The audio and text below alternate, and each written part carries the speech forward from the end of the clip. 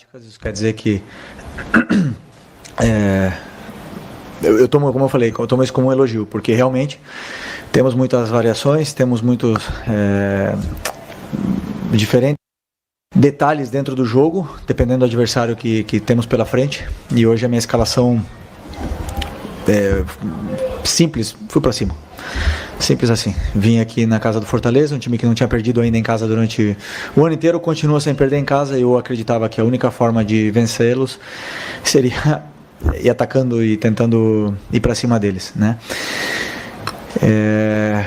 Tentei aproveitar o momento do Plata, que está num grande momento. Com a falta do Everton e do Nico voltando de lesão, aproveitei para usar o Gerson ali, que era mais um volante que também consegue ser mais um homem de ataque.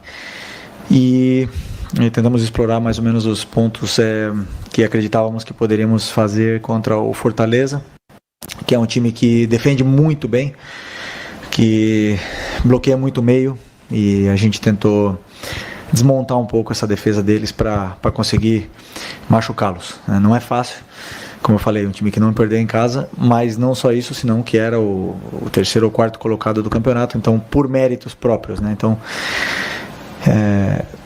não sei se isso explica um pouco a tua pergunta, mas basicamente isso. Sobre a frustração, claro, já falei na outra vez, eu nunca, jamais vou comemorar um empate, independente se tiver com um a menos, com 2 a menos, a gente nunca vai para lugar nenhum para empatar. Queríamos a vitória, não foi possível, tentamos até o último minuto, e com o sabor de que sim, poderíamos ter saído aqui com a vitória, mas da maneira que foi, fica aí, o ponto, vamos levar um ponto pro Rio. Felipe, boa noite.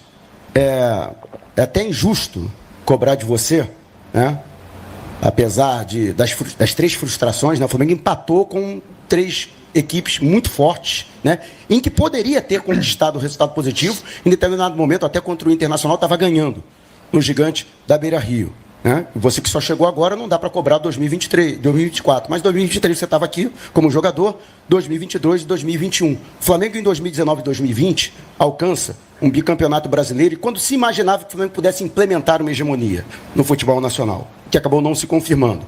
Em 2021, o Flamengo chega às últimas rodadas sem conseguir brigar pelo título diretamente, o mesmo acontecendo em 2022, e no ano passado, embora o Flamengo ainda tentasse dar uma arrancada nas últimas rodadas. A que se deve isso, né? E como explicar para o torcedor o fato de o Flamengo, um clube, com o investimento que o Flamengo tem, com o elenco que o Flamengo tem, não conseguir, durante 4 anos consecutivos, brigar diretamente pelo principal título nacional? Bom, enquanto eu estiver aqui, o brasileiro sempre vai ser prioridade absoluta. Então, eu levo o Campeonato Brasileiro como o campeonato mais difícil que existe, o campeonato onde está a regularidade, onde você passa por inúmeros momentos, passa por data FIFA, viagens e tudo mais, e é o campeonato mais difícil para mim que tem para conquistar, e é um dos que eu mais tive prazer em ganhar como jogador. Me incluo sim nessa culpa de não poder estar disputando. Não sei se estamos praticamente, sinceramente não olho muito a tabela, mas não sei se estamos totalmente fora da briga. Mas eu acredito que jogos assim, contra Fortaleza, contra Palmeiras, contra Botafogo, sim, Inter, são jogos que é possível perder pontos, principalmente fora de casa, né? Isso acontece num campeonato, um grande campeonato disputado como o Campeonato Brasileiro. Jogos contra times de rebaixamento em casa, esses jogos são os que te dão o título no final do ano, entendeu? E esses aí é onde você tem que ter essa regularidade, e simplesmente isso. Como explicar para o torcedor?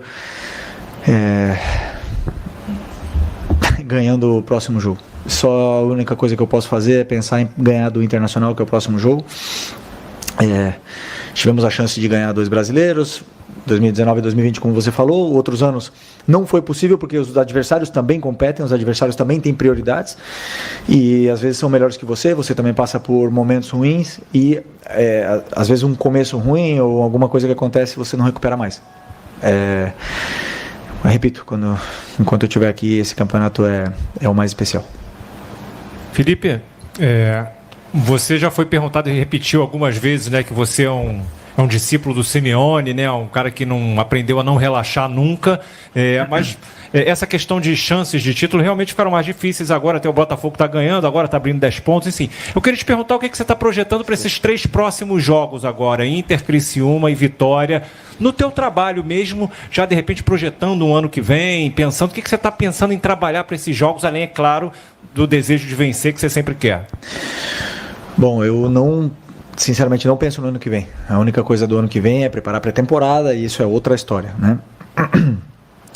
Eu penso no jogo do Inter. A partir de hoje, no avião, já vou começar a olhar o jogo do Inter, que jogamos contra eles, foi um grande jogo, um adversário que está, se eu não me engano, 15 jogos sem perder, e é a única coisa que me interessa, a única coisa que está no meu controle. Motivar os jogadores é fácil, porque eles estão com a camisa do Flamengo, eles mesmos se motivam. O compromisso dos jogadores hoje foi o melhor possível, então vamos para ganhar do Inter, e depois do Inter vem Criciúma, e vamos para ganhar do Criciúma, e depois do Vitória, vamos para ganhar do Vitória. A única forma que eu entendo da vida é isso, tentando ganhar do próximo adversário que venha pela frente, e não pensar, por exemplo, em já testar um time para o ano que vem. Eu tenho que colocar os melhores, eu tenho que colocar os que estão treinando melhor, os que estão, ou que eu acredito que são os melhores para vencer aquele jogo, e com isso eu passo uma mensagem para o grupo, que quem tiver melhor vai jogar, que tem que trabalhar, tem que disputar a posição.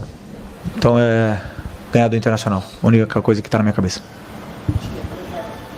Boa noite, Marília Gabriela do Mosaico Esportivo. Como você avalia o seu comando sobre o Flamengo nesse momento? Obrigada. Quem tem que avaliar são vocês e os jogadores. Repito, não paro nunca para analisar. Estou muito feliz por ter conquistado um título, mas já falei em outras vezes que a minha ambição é muito maior do que qualquer outra coisa e quero mais, então a avaliação fica aí para vocês. Tá bom. Boa noite, Felipe. Pedro Brando, torcida amiga. Felipe, hoje você não utilizou jogadores da base, algo que aconteceu, por exemplo, contra o Criciúma. Eu queria que você explicasse para a torcida essa estratégia, considerando a partida que o Matheus fez, por exemplo, e o próprio Guilherme também, que estreou com o pé direito. Então, foi estratégia devido ao adversário que você teve hoje, que é um adversário mais complicado até pela tabela? Cuiabá foi o jogo, não foi Criciúma. Okay. Não, simples, sentia que o jogo pedia jogadores desse porte,